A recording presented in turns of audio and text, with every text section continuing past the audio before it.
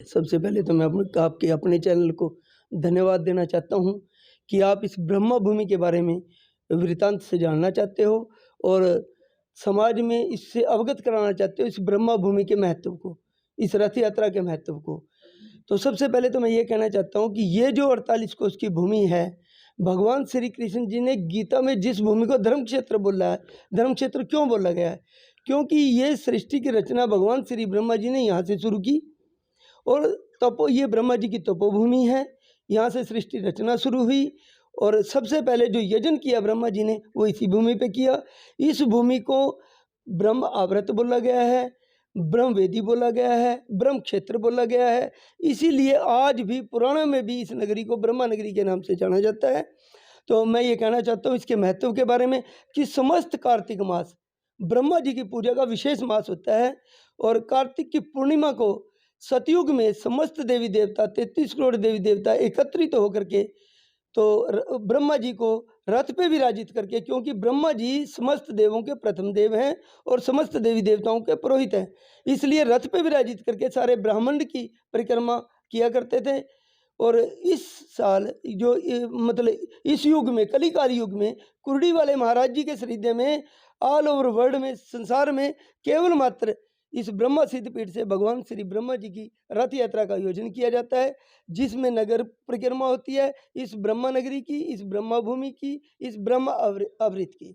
तो ये जो भूमि है, इस भूमि में जो ब्रह्मा जी के दर्शन करता है, ब्रह्मा जी के मंदिर में पूजा करता है और ब्रह्मा जी के मंदिर की परिक्रमा करता है, उसको कार्तिक मास में किसी भी दिन आने से वो फल प्राप्त होता है, पुण्य लाभ प्राप्त होता है, जिससे सुख शांति और समृद्धि निवास करती है। तो रथ क्यों खींचा जाता है कल के दिन? तो मैं जैसे सुकंद पुराण में भी ब्रह्मा जी के रथ यात्रा का महत्व दर्शाया गया है कि जो भगवान श्री ब्रह्मा जी के रथ को खींचता है, ब्रह्मा जी की रथ यात्रा में शामिल होकर के नगर संकीर्तन करता है, ब्रह्मा जी के ब्रह्म उद्घोष करता है और ब्रह्मा जी की रथ यात्रा में दीपदान करता है, उसको अश्वमेघ यज्ञ के महान फल का प्राप्ति होती है। ऐसा पुराणों में लिखा गया है, सुगंध पुराण में लिखा गया है।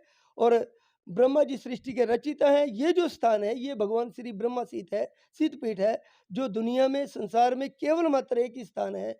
इससे पहले आपने सुना होगा कि पुष्कर में भगवान श्री ब्रह्मा जी के मंदिर का निर्माण है, ब्रह्मा जी का प्राचीन मंदिर है, लेकिन आप जाओगे देखोगे कि वहाँ मंदिर में पूजा बाधित है, ब्रह्मताल पे पूजा मानी जाती है। जो तालाब है उसको ब्रह्मताल बोला गया। ब्रह्मताल में वहाँ विद्वान वो पंडित लोग पूजा कराते हैं, मंदिर में पूजा बाधित है। मंदिर में पूजा, क्योंकि ये संपूर्ण सिद्धपीठ है जिसपे माँ ब्रह्माणी जी और गायत्री माता जी सहित भगवान श्री ब्रह्मा जी विराजित हैं। भगवान श्री ब्रह्मा सिद्धपीठ ऑल ओवर वर्ल्ड में केवल मात्र यहीं भगवान श्री ब्रह्मा मंदिर कुरुक्षेत्र में है। ब्रह्मा जी का मंदिर पूरे पुष्कर के बाद यही है। हाँ, जैसे भाई पूछ रहे हैं कि ये दूसरा मंदिर है, मैं तो ये कहूँगा ये प्रथम मंदिर है, क्योंकि ब्रह्मा सिद्धपीठ कहीं भी नहीं है। पुष्कर में जो ब्रह्मा जी का मंदिर है, मैं आज भी कहता हूँ उसमें पूजा बाधित है। माँ ब्रह्मणी ने श्राप अभिशाप दिया था कि पूजा बाधित रहेगी, लेकिन क्या दिया था? श्राप बताएं, क्या श्राप दिया था?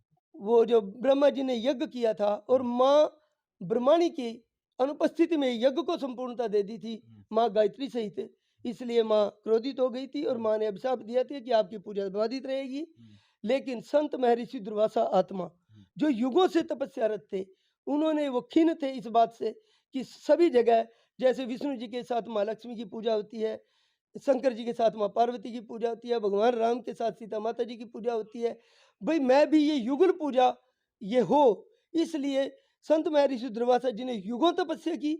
उस तपस्या के बाद उस निराकार परब्रह्म आदि शक्ति महामाया ओंकार शक्ति जो भाग्य की देवी है, जिसकी इच्छा से प्रलय आती है, जिसको प्रलंकारी माँ कहते हैं, 33 करोड़ देवी देवता सभी माताएं जिस आदि शक्ति माँ की आराधना करती है, उस आद्य शक्ति माँ को प्रसन्न किया संत महर्षि दुर्वासा जी ने। और उनको यहाँ से 22 किलोमीटर दूर माँ आदि शक्ति स्वयंभू महामाया जो पृथ्वी पर अन्यत्र कहीं नहीं है, माँ आद्य शक्ति ने भगवान की जो ईश्वरीय शक्ति मातृशक्ति आद्य शक्ति है उसने स्थान लिया प्रसन्न होकर के। उसको स्थान लेने के बाद उसके बाद ब्रह्मा जी के मंदिर का निर्माण हुआ।